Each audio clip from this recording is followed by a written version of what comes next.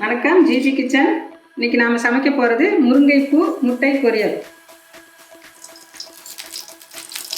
3 spoon எண்ணெய் ஊற்றிக்கிறேன்.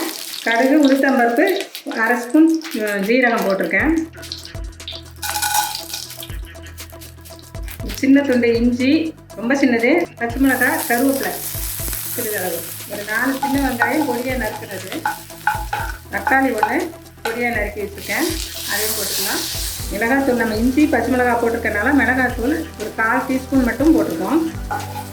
இப்போ முருங்கைப்பூ ஒரு கைப்பிடி அளவு எடுத்துருக்கேன். ஒரு 5 நிமிஷம் மூடி போட்டு வச்சுப்போம்.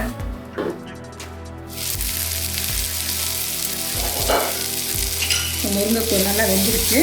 இப்போ முட்டையை உடச்சி வச்சுருவோம்.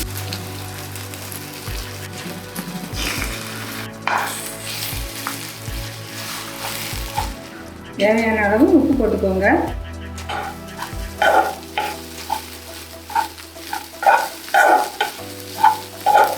முருங்கைப்பூ முட்டை பொரியல் ரெடி.